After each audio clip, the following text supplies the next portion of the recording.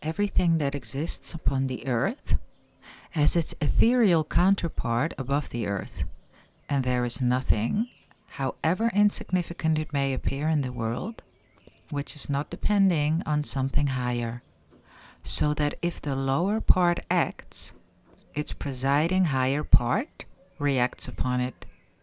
Sohar Wajes, Volume 156.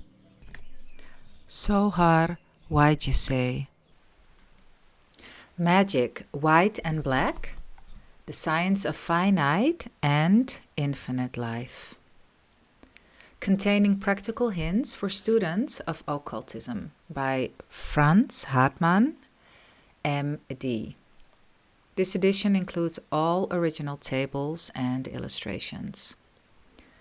Published by Pantheanos Classics ebook edition, and the fourth edition was published in 1888. Frans Hartmann. The illustration that is described is on my blog. Check the description and click on the link.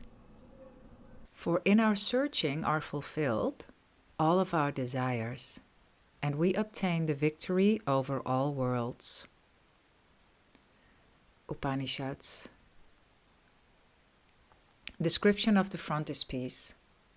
At the foot of the picture is a sleeping sphinx, whose upper part, representing the higher principles, is human, while the lower parts, symbolizing the lower principles, are of an animal nature.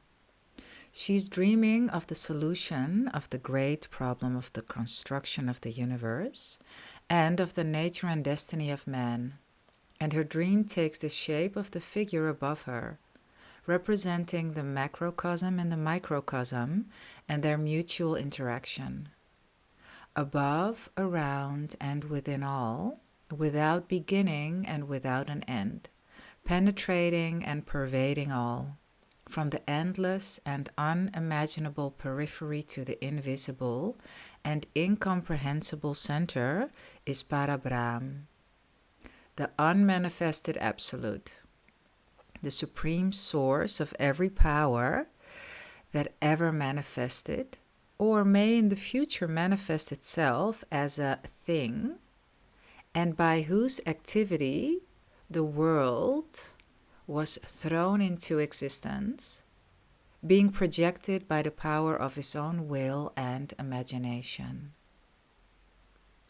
The Omega and the Alpha in the center represent the Sun, the Absolute, having become manifest as the universal Logos or the Christ, also called Buddhi, or the sixth principle, the cause of the beginning and the end of every created thing. It is one with the Father, being manifested as a Trinity in a unity, the cause of what we call space, motion, and substance. Its highest manifestation is self-consciousness, by which it may come to the comprehension of man. The spiritual man, whose matrix is his own physical body, draws his nutriment from this universal spiritual principle, as the physical fetus is nourished by means of the womb of the mother, his soul being formed from the astral influences or the soul of the world. Out of the universal Logos proceeds the invisible light of the Spirit, the truth, the law, and the life, embracing and penetrating the cosmos and becoming manifest in the illuminated soul of man. While the visible light of nature is only its most material aspect or mode of manifestation, in the same sense as the visible sun is the reflex of its divine prototype, the invisible center of power, or the great spiritual sun.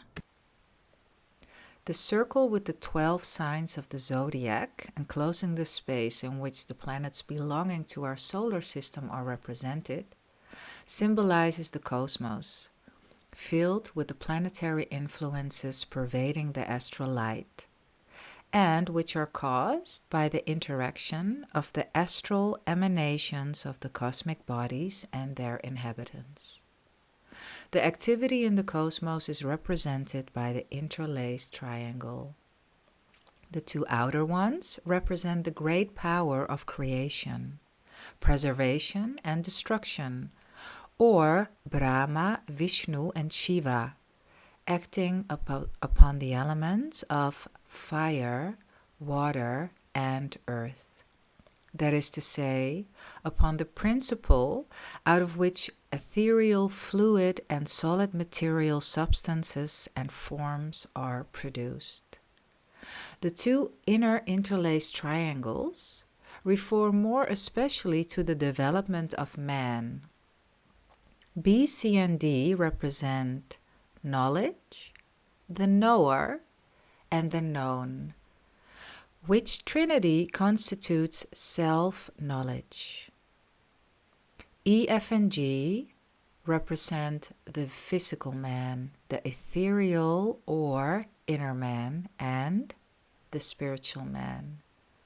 The center represents the divine Atma, being identical with the universal logos.